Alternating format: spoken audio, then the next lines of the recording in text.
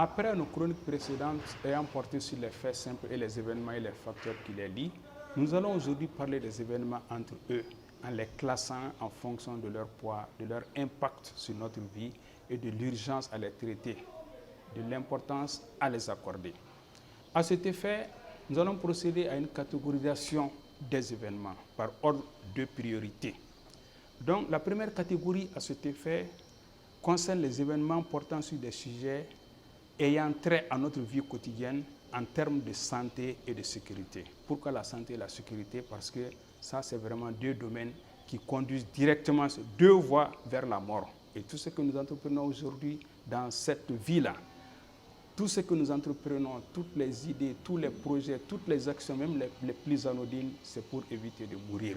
Même si un conseil de sagesse de chez nous dit que l'âme et la maladie n'ont rien à voir l'une et l'autre, et un conseil que je trouve quelque peu discutable, qui est même contredit par un autre proverbe de chez nous qui dit aussi que c'est-à-dire que quelqu'un qui est malade n'a pas confiance en Dieu, c'est-à-dire qu'il se dit qu'il peut mourir à tout moment. Ça veut dire que la santé a vraiment un rapport avec la mort. Donc, tout sujet ayant trait à la santé et à la sécurité est primordial et doit être traité de façon vraiment prioritaire. Je prends comme exemple aujourd'hui au Mali. Tout Malien sait que tout sujet se rapportant à la sécurité dans notre pays, parce que le pays en insécurité est vraiment fondamental et vraiment prioritaire. Deuxième catégorie d'événements, ce sont des événements qui ont un rapport aussi avec notre vie de tous les jours, mais qui, sans être un relais vers la mort comme la sécurité et la santé, ont un impact fort, si fort que leur méconnaissance, leur négligence peut nous empêcher de vaguer normalement à nos occupations, de travailler normalement. Je prends un exemple, un événement concernant par exemple la fermeture des 2 ponts sur les 3 de Bamako. C'est vraiment un événement important si ça se fait de façon brutale. Et c'est une information qui mérite d'être portée à la connaissance du grand public. Parce que ça peut perturber la vie à Bamako, ça peut empêcher beaucoup de personnes d'aller travailler, ça peut avoir des répercussions même au niveau des foyers. Troisième catégorie d'événements, ce sont des événements qui sont très importants aussi.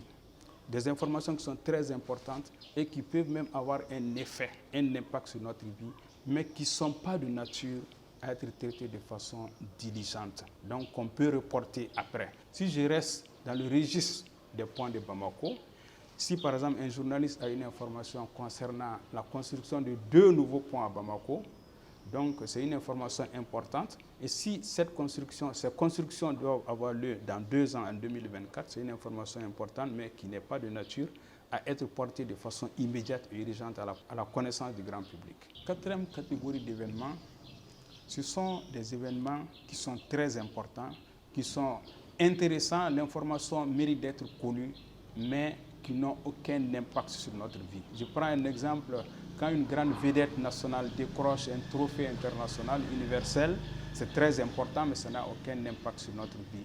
Ou plus récemment, si on prend le fameux transfert de Lionel Messi du Barça au PSG, donc c'est un événement intéressant que tout le monde a suivi de près, mais en réalité qui n'a aucun impact sur notre vie. Enfin, la dernière catégorie d'événements, ça c'est des événements, des nouvelles, qui n'ont d'autre but que de nous divertir, que de divertir l'esprit. Généralement, on les retrouve dans le sport et dans la culture, parfois dans la culture, parce qu'il y a des événements culturels qui ne sont pas seulement pour divertir. Mais généralement, dans le sport, on trouve des événements comme ça. Mais ils sont importants, ces événements, parce que l'esprit a besoin de se divertir, l'esprit a besoin de respirer. C'est très important. Ce qui est encore plus intéressant à retenir après cette catégorisation des événements, c'est que les nouvelles de divertissement éveillent beaucoup plus nos sens, à tel point que nous leur accordons plus d'importance et plus d'intérêt.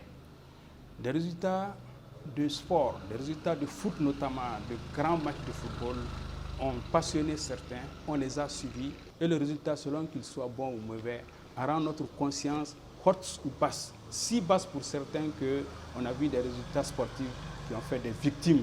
Les gens sont morts à cause des mauvais résultats sportifs. Ce qui fait que la dernière catégorie d'événements, c'est-à-dire les événements qu'on a dit, événements de divertissement, peuvent avoir les mêmes effets que la première catégorie, c'est-à-dire être un raccourci vers la mort. Il appartient aux journalistes de doubler sa mission primaire d'informer par celle d'éduquer et d'orienter, en faisant en sorte que le lecteur, le téléspectateur, l'auditeur accorde beaucoup plus d'importance aux événements qui ont un impact sur notre vie.